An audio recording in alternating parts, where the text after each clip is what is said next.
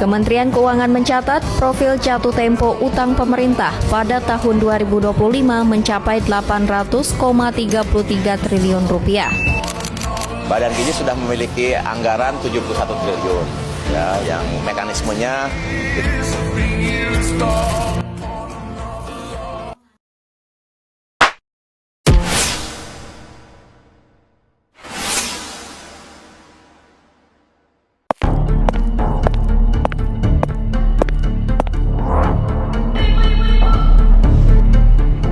Assalamualaikum.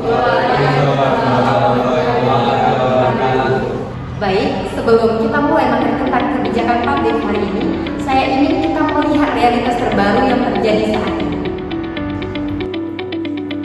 Minggu lalu, Presiden mengeluarkan Impres nomor 1 tahun 2020. Pemerintah memerintahkan pemangkasan anggaran sebesar 306 triliun rupiah. Sektor yang terkena dampaknya pendidikan, kesehatan, dan pembangunan IKN. Kebijakan seperti ini tidak muncul begitu saja. Ia lahir dari proses yang kompleks, mulai dari rumusan masalah, masuk ke agenda setting, disaring melalui alternatif solusi, hingga akhirnya ditetapkan secara politik. Tapi, pertanyaannya, apakah masyarakat termasuk kita ini dilibatkan dalam proses itu? Apakah kebijakan ini mencerminkan kepentingan publik? Atau hanya reaksi atas tekanan sesaat? Dalam model Thomas Dewey, ada 3 komponen utama yang saling mempengaruhi, yaitu masyarakat, kebijakan publik, dan sistem politik.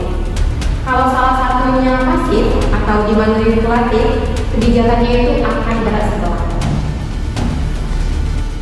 Sekarang, mari kita bahas. Apakah kebijakan pemangkasan ini efektif, adil, dan transparan?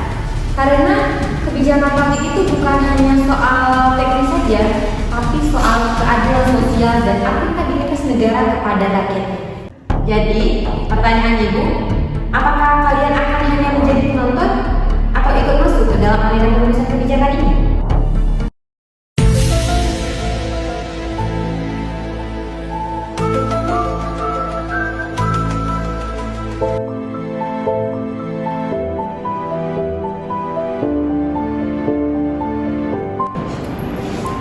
Bukan kita yang mulai, siapa lagi? Oh, model masyarakat jadi aktor utama. Kita punya ruang berbicara. Demo bisa kita jalankan, tapi sebelum itu kita harus mengumpulkan narasi yang kuat, data, dan strategi. Aku udah kumpulin soal dampak pemangkasan anggaran kampus. Kita bisa mulai.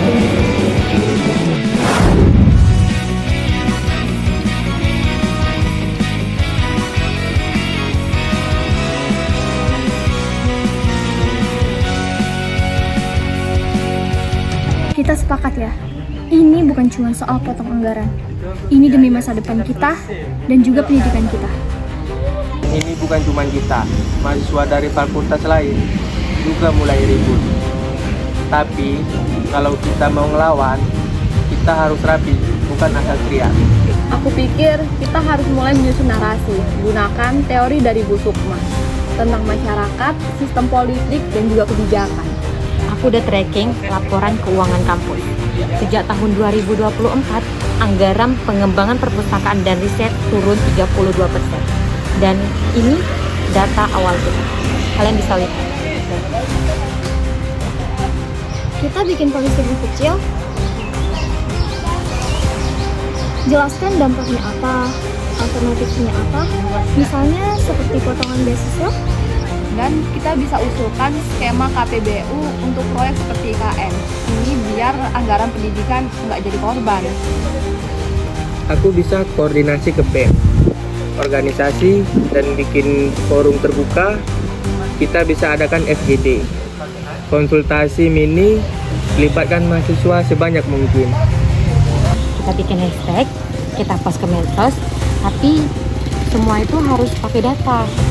Karena kita bukan buzzer, kita ini penggerak. Kita bukan cuma penonton, kita adalah bagian masyarakat yang disinggung dalam prioritas. Kita punya hak dan peran dalam kebijakan ini. Nama tim kita apa nih? Santai, jangan terlalu heboh. Gimana kalau suara kolektif? Wah, sederhana ya, tapi kuat. Mulai hari ini, kita bukan mahasiswa biasa. Kita adalah bagian dari proses kebijakan tadi.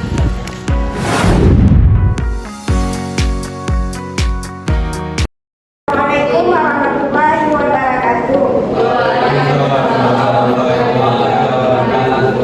Selamat datang dalam forum dialog kebijakan publik mahasiswa. Hari ini kita akan mendiskusikan Regulasi Nomor 1 Tahun 2025 dan dampaknya terhadap sektor pendidikan. Kami undang perwakilan mahasiswa dari Suara Kolektif untuk memaparkan analisis mereka.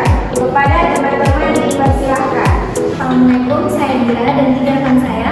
Di sini saya perwakilan dari Suara Mahasiswa yang berdampak langsung pada pemangkasan anggaran negara.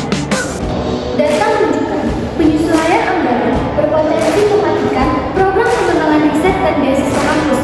Tapi datang tidak hanya untuk mengeluh.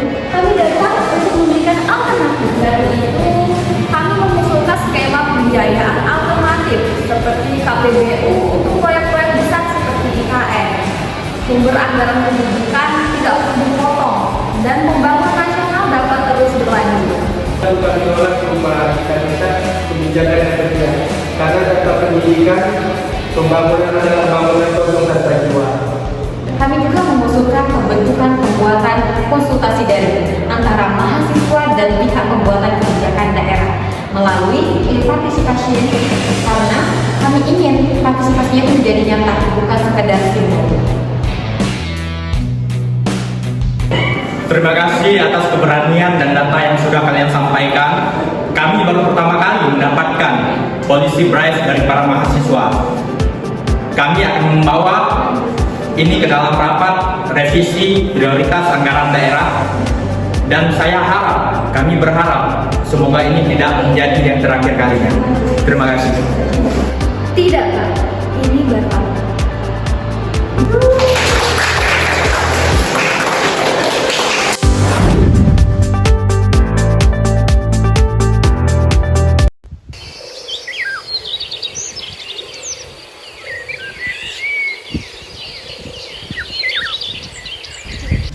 Aku pikir tadi cuma diskusi kampus biasa.